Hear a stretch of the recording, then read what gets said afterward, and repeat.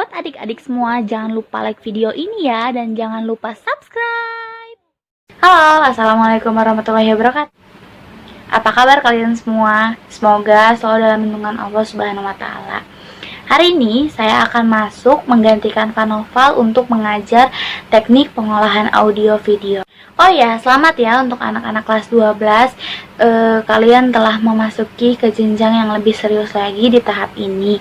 Di tahap ini kalian akan lebih banyak belajar mengenai teknik pengambilan gambar dan bagaimana cara mengedit foto. Karena ujian akhir kalian adalah membuat sebuah video, makanya kalian harus betul-betul memahami pelajaran ini. Oke, nggak usah lama-lama, yuk kita langsung ke videonya. Sebelumnya kalian sudah mulai memasuki bab 1 oleh Pak Noval. Lanjut, saya akan melanjutkan pelajarannya masuk ke bab 2, yaitu pengoperasian kamera video. Sebelumnya saya akan membacakan kompetensi inti serta kompetensi dasar yang akan kita pelajari pada bab ini. Baik, pada bab 2, kompetensi intinya pada nomor 3 ada memahami, menerapkan, menganalisis, dan mengevaluasi tentang pengetahuan faktual, konseptual, operasional dasar, dan metakognitif sesuai dengan bidang dan lingkup kerja multimedia. Pada nomor 4 di kompetensi inti ada melaksanakan tugas spesifik dengan menggunakan alat, informasi, dan prosedur kerja yang lazim digunakan serta memecahkan masalah sesuai dengan bidang kerja multimedia. Nah, itu untuk kompetensi inti. Pada kompetensi dasarnya di bagian 3.2 ada menerapkan prosedur pengoperasian kamera video. Pada bagian 3.3 ada menganalisis teknik pergerakan kamera saat pengambilan gambar bergerak atau yang biasa disebut dengan perekam video. Pada bagian 3.4 ada menganalisis tata cahaya gambar bergerak atau perekam video. Nomor 4.2 ada dapat mengoperasikan kamera video sesuai dengan prosedur. 4.3 ada mampu menerapkan teknik pergerakan kamera berdasarkan ukuran atau yang biasa disebut dengan framing dan sudut pandang atau angle kamera. Pada 4.4 ada mengatur cahaya dalam pengambilan gambar bergerak atau perekam video. Nah, itu tadi kompetensi inti serta kompetensi dasar pada bab 2, yaitu pengoperasian kamera video yang akan kita pelajari. Perkembangan video di dunia dimulai dengan penemuan format pita berbahan dasar magnetik pada tahun 1970-an. Hal ini merupakan awal mula perkembangan industri video. Cara kerja video pertama kali yaitu dengan menggunakan pita magnetik yang kemudian digunakan di dalam kaset video sebagai alat perekam gambar dan suara untuk berbagai macam keperluan. Pada bagian A ada kamera video. Kamera adalah alat paling populer dalam aktivitas fotografi. Nama ini didapat dari kamera obscura atau yang bahasa latinnya adalah ruang gelap. Dalam dunia fotografi, kamera merupakan suatu perangkat untuk membentuk dan merekam suatu bayangan potret pada lembar film. Yang pertama ada kamera. Pada tahun 1826, Joseph Nicephore Niepce mempublikasikan gambar dari bayangan yang dihasilkan kameranya yang berupa gambar kabur atap-atap, kemudian dikenal sebagai foto pertama. Oke, kita masuk ke bagian-bagian kamera.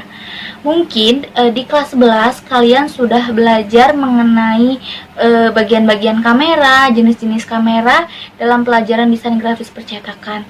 Nah, di sini kalian akan mengingat kembali dan akan mengetahui lebih lanjut mengenai bagian-bagian dalam kamera. Pada bagian-bagian kamera yang pertama ada lensa. Lensa adalah bagian pokok dari kamera yang bekerja sama dengan bodi kamera. Fungsi lensa sendiri yaitu sebagai pemantul objek yang akan dibidik. Baik, di tangan saya sudah ada sebuah kamera.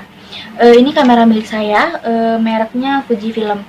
Saya akan menjelaskan bagian-bagian kamera ini sesuai dengan materi yang akan saya jelaskan.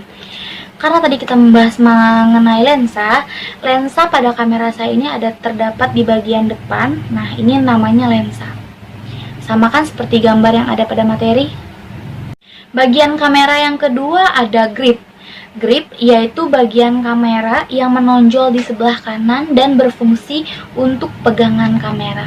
Nah, pada kamera saya ini grip yang dimaksud adalah yang ini. Nah, ini berfungsi untuk memegang kamera. Nah, kan dia berada di posisi sebelah kanan, khusus dibuat untuk kita lebih mudah dalam pemegangan kamera. Yang ketiga ada tombol lensa. Tombol lensa berfungsi untuk melepaskan lensa pada kamera. Oke, karena kamera saya ini jenisnya kamera prosumer, kamera yang lensanya menyatu dengan bodi kamera, sehingga lensa tidak dapat dilepas pasang, tidak bisa diganti juga. Jadi untuk tombol lensa di dalam kamera saya ini tidak tersedia. Pada bagian kamera selanjutnya ada tombol stabilizer. Tombol stabilizer berfungsi untuk menstabilkan getaran oleh tangan saat memotret yang membuat hasil foto tidak maksimal. Sama seperti tombol lensa yang sebelumnya, kamera saya ini belum tersedia tombol stabilizernya karena biasanya tombol stabilizer itu ada mulai pada kamera DSLR. Di nomor 5 ada tombol shutter. Tombol shutter berfungsi mengambil sebuah gambar. Tombol shutter ini tidak mungkin tidak ada pada sebuah kamera. Pasti tombol shutter menjadi bagian utama karena tombol yang menjadi objek untuk mengambil gambar. Nah, pada kamera saya ini tombol shutter berada di bagian depan. Tombolnya hampir sama dengan tombol on off. Jadi apabila kalian menggeser si tombol shutternya ini, kalian berarti mematikan atau menghidupkan kamera. Kalau kalian tekan, tombol shutter akan otomatis mengambil gambar yang akan kalian ambil. Pada bagian 6 ada tombol flash. Tombol flash digunakan untuk menyalakan flash pada kamera. Lanjut di nomor 7 ada dial. Dial berfungsi sebagai pengatur kecepatan rana atau shutter speed. Nah, dial di sini punya saya ada di bagian depan. Nah, ini adalah dial. Berfungsi untuk mengatur kecepatan rana. Di nomor 8 ada tombol display. Tombol display berfungsi untuk menampilkan gambar dari yang kita ambil. Oke, di setiap kamera pasti ada yang namanya tombol display. Kenapa? Karena dia berfungsi untuk menampilkan gambar yang kita ambil. Punya saya letaknya ada di bawah sini. Nih, ini yang dinamakan tombol display.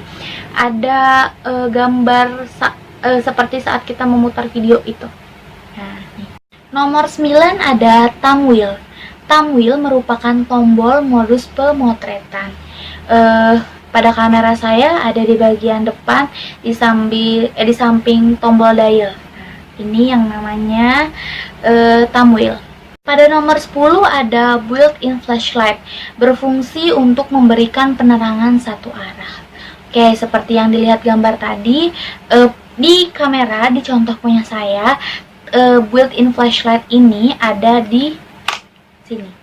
Dia harus dipencet dulu tombol flashnya di samping sebelah sini, baru si built-in flashlightnya itu keluar. Fungsinya untuk memberikan cahaya tambahan atau yang biasa disebut flash pada gambar yang akan kita ambil, supaya gambar tersebut lebih terlihat terang. Yang ke-11 ada anti red eye. Berfungsi sebagai penangkal mata, menghindari mata terlihat merah pada saat menggunakan flashlight atau lampu. Oke, pada punya saya ini anti red eye-nya ada di tengah sini. Kalau kalian bisa lihat ini anti red eye yang berfungsi sebagai penangkal mata agar tidak terlihat merah saat menggunakan lampu flash. Oke, biasanya kalau kita foto di malam hari, kita kan pasti menggunakan flash sebagai lampu tambahan. Nah, biasanya ada foto yang kadang-kadang matanya itu terlihat seperti, kalau bisa dibilang seperti mata kucing. Nah, si anti red eye ini berfungsi supaya mata kita tadi tidak terlihat merah atau seperti mata kucing. Yang ke-12 ada viewfinder. Viewfinder adalah jendela bilik yang digunakan untuk melihat objek saat memotret. Oke, viewfinder di situ adalah jendela bilik yang digunakan untuk melihat objek saat memotret. Nah, ini contoh viewfinder punya saya. Oke, ini kalau kita sebut biasanya tempat untuk mengeker gambar. Nah, ya kan? Betul kan? Nomor 13 ada layar LCD. Layar LCD berfungsi untuk menampilkan keterangan settingan kamera untuk melihat hasil foto, sebagai layar bidik untuk melihat objek yang akan difoto atau live view. Nah, layar LCD juga yang paling penting dalam sebuah kamera, karena dia juga bisa sebagai wadah untuk kita melihat hasil gambar, kemudian layar untuk mengatur pengaturan. Kalau punya saya ini LCD-nya sama sih seperti yang lainnya, ada di tengah-tengah, dan punya saya ini kelebihannya kita bisa tarik sih kameranya. Nah, ya kan? Tidak menyatu dengan body, bisa ditarik atau kita bisa minta datar juga. Ini adalah layar LCD. Nomor 14 ada tombol navigasi. Tombol navigasi berfungsi untuk membantu mengendalikan program pada kamera dan menggeser pilihan pada menu di kamera. Oke, pada kamera jenis apa saja pasti ada yang namanya tombol navigasi. Biasanya terdiri dari tombol-tombol menu, kemudian untuk menggeser atau yang lain-lain. Nah, punya saya tombol navigasinya ada sebelah sini. Dia juga berfungsi sebagai tombol-tombol lainnya, seperti untuk menghapus, kemudian mengatur timer. Nah, jadi si tombol navigasi ini tombolnya juga multifungsi. Oke, bisa dilihat kan? Nomor 15 ada tombol AV. Berfungsi untuk mengatur bukaan diafragma atau aperture. Oke, nah itu kalau yang tombol AV pada layar ada tulisan AV dan tanda tambah kurangnya. Kalau di kamera saya hanya ada logo tanda tambah dan kurangnya. Letaknya ada di depan badan kamera. Di bagian kamera selanjutnya pada nomor 16 ada tombol FN atau Q. Berfungsi untuk mengubah atau mengalihkan fungsi pada tombol navigasi di atas ke fungsi shortcut. Pada nomor 17 ada tombol zoom. Berfungsi untuk memperbesar hasil foto dan juga untuk memperdekat jarak objek ketika mengaktifkan mode live view saat memotret. Oke, untuk tombol zoom pada pada bagian kamera saya berada di sebelah kiri pada bagian atas. Nah, mungkin kurang terlihat ya logonya, cuman ini untuk tombol zoom, berfungsi untuk memperdekat jarak objek ketika mengaktifkan mode live view, atau kalau kita mau melihat hasil gambar di layar kamera kemudian kita akan memperbesar atau memperkecilnya. Nah, kita menggunakan si tombol zoom ini. Nomor 18 ada tombol live view. Berfungsi untuk mengganti atau mengalihkan layar bidik dari viewfinder ke live view yang tampil ada pada layar kamera. Oke, kalau di situ kan tombolnya dia bulat, fungsinya untuk merubah dari teknik pengambilan gambar menggunakan viewfinder atau yang biasa kita sebut dengan mengeker ke live view. Live view adalah teknik pengambilan gambar dengan menggunakan layar yang ada pada kamera. Nah, untuk tombol pada kamera saya, tombol live view-nya berada di sebelah sini, bagian kecil ini. Nah, ini tombolnya berfungsi untuk memindahkan dari menggunakan viewfinder ke live view. Nah, gitu. Oke, saya berikan contoh. Ini saya sudah atur menjadi menggunakan teknik pengambilan gambar menggunakan viewfinder. Kemudian, nih, layarnya dia gelap karena kita akan mengambil gambar melalui sini. Kemudian akan saya pindahkan dari viewfinder ke live view, berarti ke layar LCD. Si tombol built-in flashnya kita tutup, kemudian tombol live view-nya kita klik. Oke, nah maka pindahlah dia ke layar LCD atau biasa yang disebut dengan live view. Nomor 19 ada tombol menu. Tombol menu adalah untuk menuju menu pengaturan, sedangkan tombol info untuk mengetahui informasi data termasuk informasi foto. Sama seperti kamera-kamera pada umumnya, tombol menu itu pasti berada di tengah sini. Kalau seperti gambar sih ada di sebelah sini ya, kayak seperti pada bagian pinggir kamera. Nah, kalau punya saya tombol menunya ada di tengah. Nomor 20 ada tombol preview, berfungsi untuk melihat hasil foto pada layar LCD kamera. Nah, setelah kalian mengambil gambar tadi, kalian mau melihat hasil foto yang kalian ambil, kalian bisa klik atau pencet tombol di bawah ini, tombol play. Nah, fungsinya untuk melihat hasil foto yang kalian ambil. Punya saya letaknya ada di bagian kanan bawah. Nomor 21 ada tombol delete, berfungsi untuk menghapus foto dan data lainnya di dalam kamera. Oke, tombol delete punya saya masuk ke dalam tombol navigasi. Jadi apabila kalian mau menghapus, kalian harus klik dulu di tombol play tadi, display tadi, kemudian kalian bisa klik atau kalian bisa tekan di bagian atas pada tombol navigasi. Nah, ini sama saja fungsinya untuk menghapus foto. Nah, itu dia materi kita hari ini mengenai pengoperasian kamera video, apa itu kamera, serta bagian-bagian dari kamera. Materi selanjutnya akan saya bahas di video selanjutnya.